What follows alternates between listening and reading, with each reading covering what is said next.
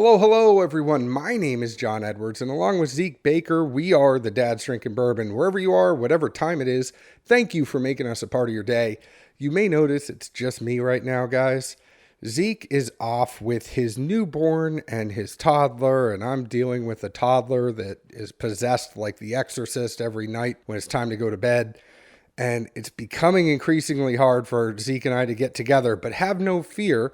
We actually have plans to get together this week, so we're going to be recording some episodes, getting back on the coverage. I'll tell you, there's a lot that we want to talk about. There's MGP going for $600 on secondary. We're going to be doing our OWA pick of the year. So there are a few OWAs that are out there that everybody has talked about, saying that they're ones that were really, really good. So what are we going to do? We're going to put them together and blind them and see which one we like better. There's some awesome other stuff coming up down the line. People have sent us a bunch of stuff while Zeke has been off, and we want to review that. So those might come in quick hitter episodes. Those might come in full episodes, but we are going to be getting to everything over the last quarter of this year and the beginning of next year. We want to make sure that you guys go on that ride along with us. We thank you so much for your support. We understand that it's been a little crazy right now with me doing some episodes with some other people, Zeke popping in every once in a while for something that we recorded before he left, and we're going to change that. So this week, Zeke and I are getting together, but we weren't able to get together before the episode release date this week. So what we decided to do is there's something that we previously only released on Facebook, and we reviewed the Four Roses 130th anniversary limited edition small batch. Four Roses was nice enough to send us a sample of this, and it was something that we put out on Facebook in a video only. So please, I'm apologizing in advance, this audio quality, it's something where I actually had to take the video and record it into my recorder. Did the best I could to clean it up, but obviously we might know it's not as good as Zeke and I sitting there with microphones. But we did want to get you something this week, and it might be something you haven't heard yet. If you already saw the video, thank you very much for your support. And if you're listening now, thank you very much for your support. We hope to have some great stuff coming to you here soon. And until then, you can still interact with us on our Facebook group on Facebook, Dads Drinking Bourbon. That's the name of the Facebook group. It's a closed group. Go ahead and request to join. We'd love to have you a part of the fun. Without further ado, though, here is Zeke and I reviewing Four Roses 130th Anniversary Limited Edition Small Batch. Cheers, guys.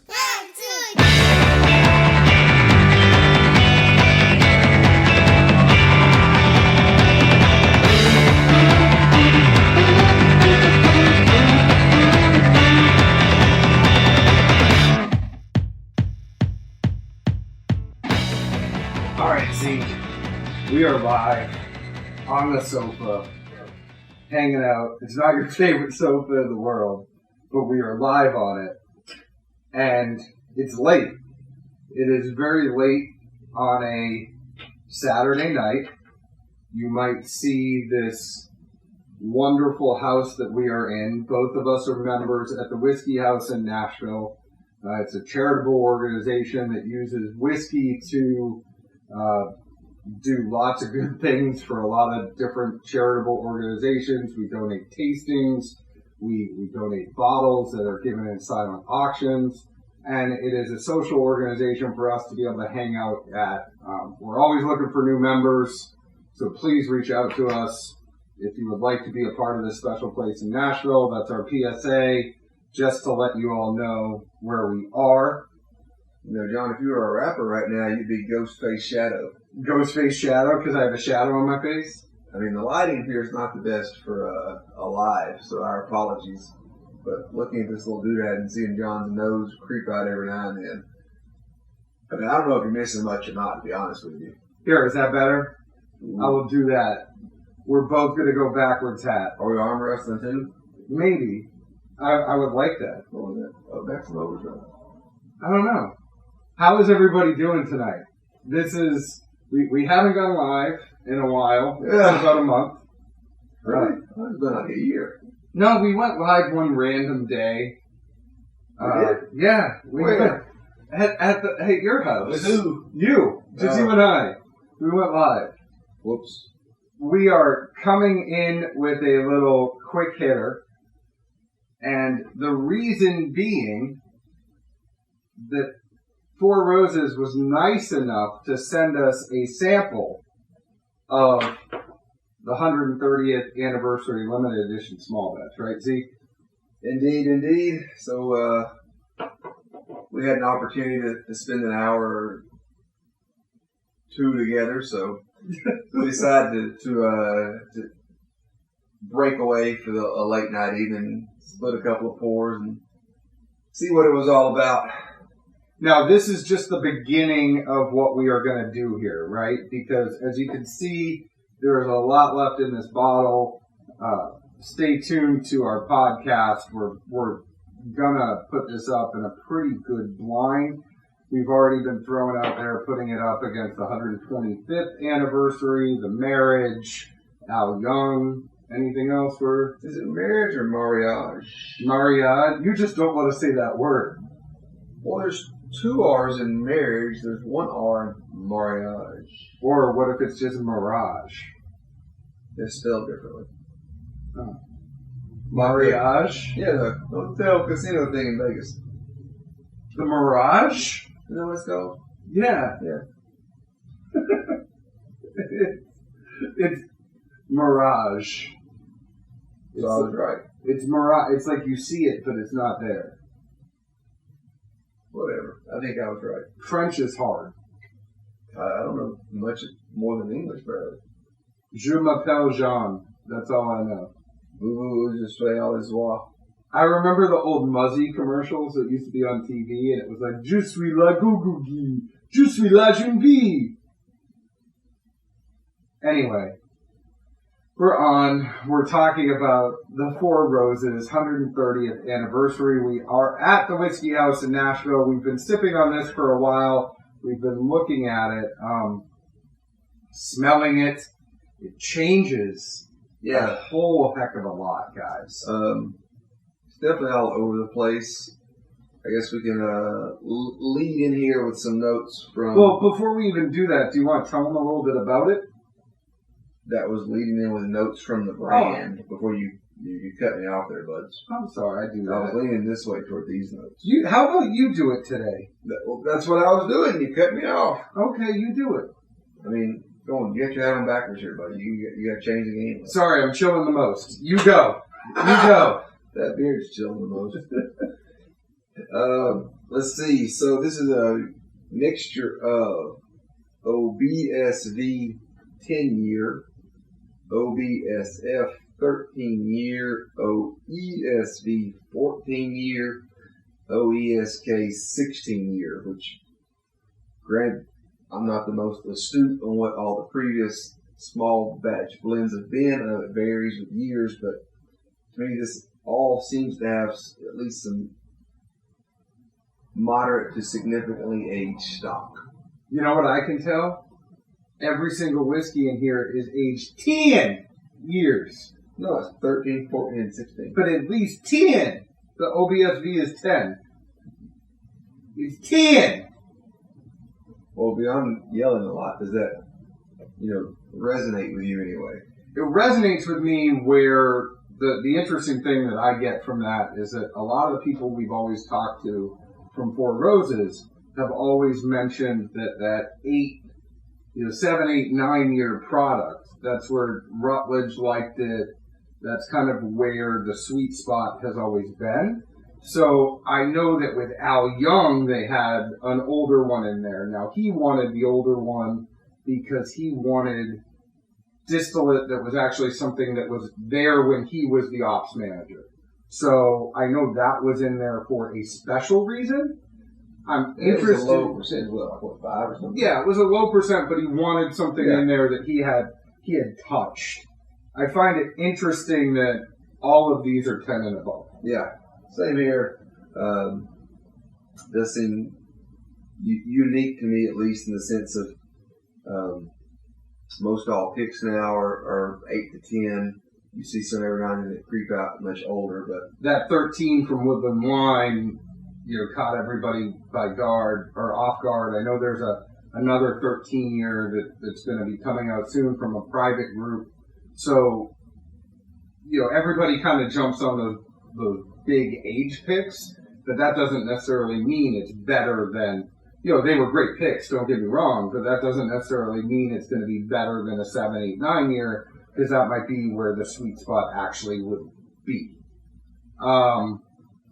So, the left side of this, not like it matters, but great little package that Four Roses sends over. I'm just touching on that to irk Zeke. The left side really just talks about the legend of Four Roses. If you're interested in any of that, please go back, listen to our interview with Al Young. Or even better, buy his book. Buy his book, but I think you and him had an interesting conversation about that. That's the only reason why I mentioned it. Well, I read it. I did a little homework. You did. I was very, very proud of you. So let's talk about this. We got through the tail of the tape. Yep. Let's talk about this one more. It is 54.2% ABV, so it's 108.4 proof. A lot of times with these limited edition small batches, people that are used to private picks, those things that are up over the 110s, 120s, typically Four Roses doesn't do that when it comes to their limited edition small batches, because they're trying to find a sweet spot that's going to be more accessible to everyone. It's not, a lot of times it's more of the Four Roses dorks like myself, you, that will go and find those things that are over 120 because we like high proof. Well, at the same time, you got to figure with all four of these having some age to them, they had to sit pretty low for a long time. Like we are on this couch. This couch, there's a better couch. I want to let you know there's a better couch for us to sit in. But there's like 3 better couches. But we sat on this one. We don't know why. But I think when we have been sitting here for an hour, and the reason being, when we first tried to nose this, there wasn't anything on it. No. It was, the typical stuff you would get from a fresh crack, a little bit of viscosity from the alcohol, but no other notes to speak of. And we've learned, with Al Young, when you let it sit and sit and sit, it's going to change on you. Yeah, so that's what we've been doing. 45 minutes, honestly, before it ever just seemed to really start throwing off the vast array of kitchen sink of, just everything that it did to me. And we've been here for an hour now. Easily. So, we have been here for an hour, and then we have, this thing has just been changing, right? So I didn't have anything in the beginning. It moved about 15 minutes into baking spices for me. And then I got about 15 minutes later, it was the most pure vanilla extract that I've ever seen. Ever smelled. I'm getting it wrong. But it was just pure vanilla. What does vanilla extract look like? I mean, I thought it was like it's like a stick. 50 ml bottle, isn't it? It's a 50 ml bottle, but pure vanilla is a stick, actually. And it was like pure vanilla. It was the most vanilla ice cream you will ever have and ever smell. It was creamy. It was all sorts of good stuff like that. And then it changed again on me. So people are wondering what we're talking about. We're talking about the Four Roses 130th anniversary. I don't know if that will stay up if I do this. But you talk about your notes. Yeah, similar to how John let in there, at least nose-wise, it took a while and then moved. We shot the breeze for a bit, tried a couple other things that were here, a couple of palate openers before we dove into this. So far, I'm at about 4 phases of a nose. First time around, right after the pour was hardly anything. A little bit later, it really seemed like a banana, other really ripe fruit with just faint vanilla. Came back again, it reminded me of like putting vanilla extract in a Coke float when I was a little kid at my grandma's. Third time, the vanilla was really faint, and it was heavy baking spice. And literally just now it seemed like toffee, almost reminds me of a Heath bar. So it's changing. I think the question that I would have is, we know the nose is changing. Is it changing like it was for Al Young? Like, one of the things that we liked about that one the most was that it did change. And this is just kind of changing on the taste. This is just changing on the nose. Al Young changed on the taste as well. So as we move to the taste, that first sip, it was like total achievement of equilibrium for me, in the sense that it was very, very smooth vanilla, caramel, butterscotch. But the second I let it gulp down my throat, I immediately got spicy leather with pepper.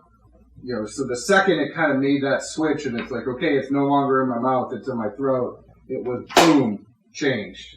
And then the finish, it lingered, and it tingled on my tongue long after I had finished it.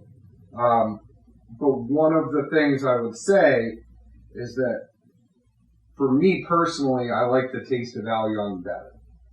That's not saying this is a bad pour. I really enjoyed this pour, but I really enjoyed Al Young better.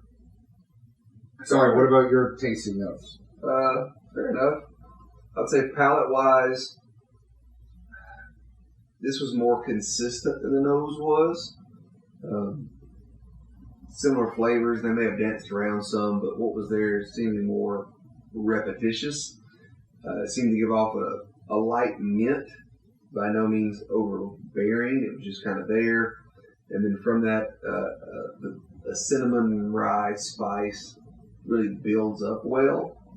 Didn't seem to be overly viscous and get thick, but flavor-wise, it just kept building, kind of like in a low manner. I don't know how to say low, because it doesn't seem to ever hit the roof of my mouth. The big brother in the room seemed to be oak, which just seemed to be like looking over the shoulder the whole time. It's just there. It's not overwhelming. It's not bad.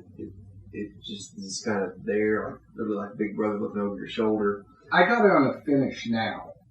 On this one, I didn't get it on my first sip. And then at some point behind the oak, there's been hit and miss traces of fruits. Can't really pinpoint what it is, but they're there. Finish wise, it really hangs. And again, I kind of have that low theme as far as the roof of the mouth never gets hot, never gets attacked. But it hangs there, it just really sticks to your tongue. A very mild spice that just doesn't go away. And I think anyone that's a big rye fan, this is going to be more in their wheelhouse. It's not heavy rye, but if you like a low rye bourbon, or just enough rye to let you know it's there, that's where this really is, along with a nice balance of an oak that doesn't ever overwhelm, which I think this day and age is pretty novel. Yeah. We've had 4-year products that were too oaky. But to me, those are the two biggest notes I take away. It's just an ever-present rye. It's not heavy, it's low, doesn't burn or singe. And then also just a very interesting mingling of an old oak flavor that's not off-putting. Yeah, I think that's fair, and I think it's a very good pour. If I had the ability to buy a bottle of it, I probably would. I just, when I rank it against those other, I'd be interested to see what happens when we put it up in a blind against the other big bottles, which, we are absolutely planning on doing that, because right now, I don't think it beats 125th for me. I don't think it beats Al Young for me.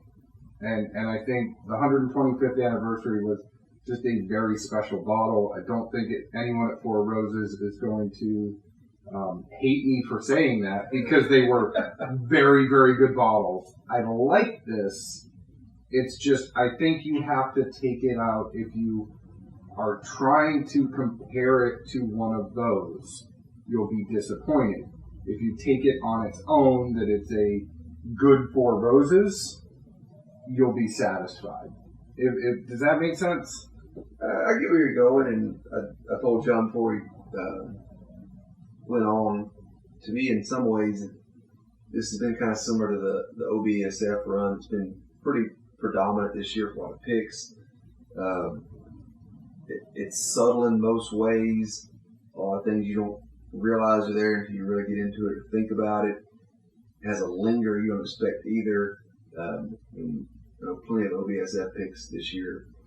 I almost thought, well, that was kind of lackluster, and then oh, that's actually still a finish hanging around.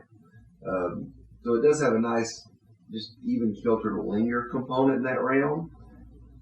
But as far as anything big or bold or rambunctious, I guess, it doesn't jump up in a gorilla shout, beat the chest, that kind of thing. No, that's just you with you got a low zip going on right now. I went running. I know. I did get Zeke. I told him to come meet me at the whiskey house, and I was bringing something good over, and he goes, I'm in the middle of a run. So you are seeing at least one of us goes running, one of us lifts weights. I will let you guess which one is which. You lift weights? Yeah, I do. We'll save that for another discussion. I do lift weights. I have a gym membership, and I lift weights. Just saying. We'll circle back. Tasting notes from the brand on this. It has nose, rich vanilla, raspberries, cream brulee, and ripe berries. Palate, apricot, mint, cinnamon, apple, mellow oak.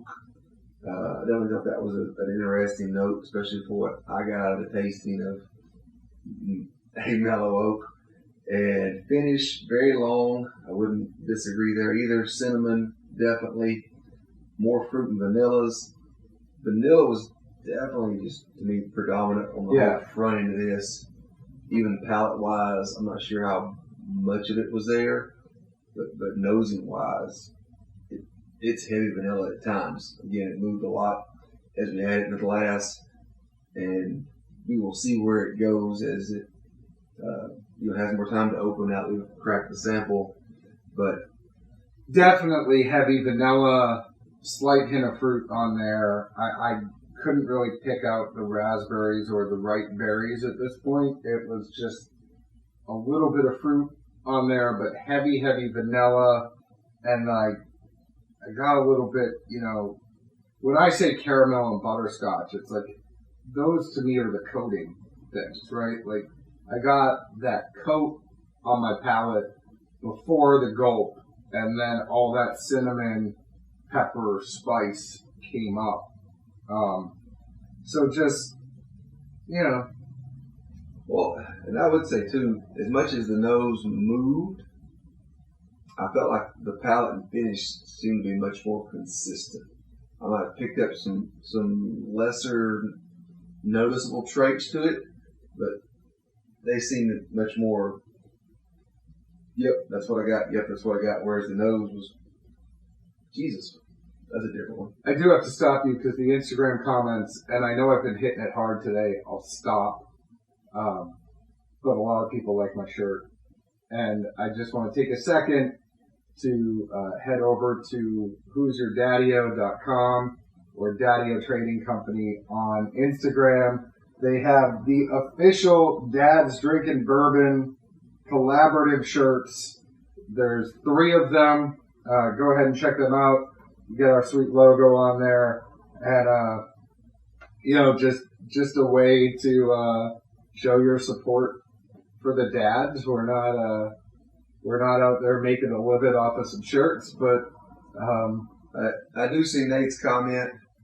That's the only black shirt I wear. Ask anyone. Yeah. I even complained and told John with these, I don't wear black. It's not my thing. We have some gray ones coming. We do have some gray. So the one that is just our straight logo, you can get that in gray or black. This one right here just comes in black, and there's another one that just comes in black. But Nate, I got you though. That snowflake was amazing. We're good. But thank you guys for, thank you guys for always supporting us. Thank you for being on Instagram late on a Saturday night.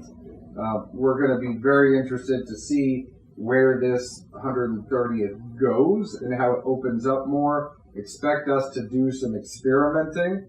We're going to absolutely put this up in a blind.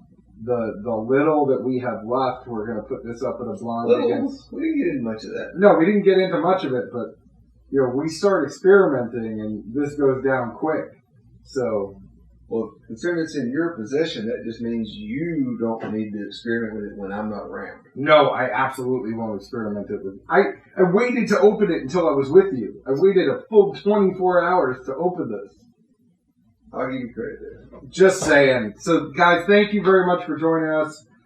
Please listen to our podcast on your favorite podcast provider. Go to dadsdrinkingbourbon.com and join our Facebook group. We now have a Facebook group because Zeke is about to be a dad for the second time. Not today, not tomorrow, but sometime very, very soon.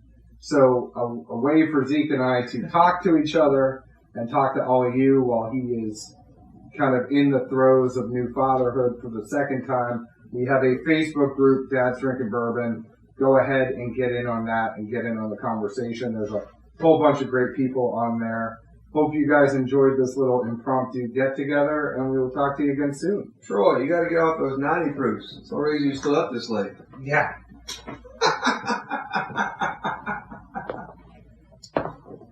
Cheers. Go Dogs.